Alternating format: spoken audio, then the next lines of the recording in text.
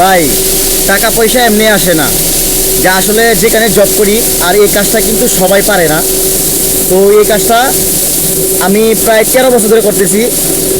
তো অনেক অভিজ্ঞতা আমার, যতটুকু মানে আমার 13 বছর অভিজ্ঞতা নিয়ে আমি আপনাদেরকে বলতেছি যে আসলে এই যে ন্যাকড়া চিনারা আর আপনি এই যে বীজ ন্যাকড়া চিনারা কিন্তু খুবই কঠিন একটা বিষয়। এটা কিন্তু আপনি প্রথম অবস্থায় দেখলে কিন্তু আপনি চিনতে পারবেন না যে আসলে এটা কি। আর এইগুলা যে অনেকে হয়তো ভাবেন যে ন্যাকড়া কাপড়টা কিভাবে তৈরি হয়, এটা কিন্তু হয়তো অনেকেই চিনেন না। যদি একবার ন্যাকড়াটা কেটে যায় তাহলে মনে করেন যে পুরো কাপড়টা আর কি বাদ হয়ে যায়। তখন কিন্তু মেশিন চলতেই থাকে। যদি আপনি স্টোভারগুলো যদি কাজ কাজ যদি না করে, যেরকম স্টোভারগুলো আমি একটু দেখাই আপনাদেরকে। যেমন দেখতে পাচ্ছেন এই যে এটা স্টোভার, এই যেটা, এই যে এটি কি স্টোভার, এই যে এটি কিন্তু স্টোভার।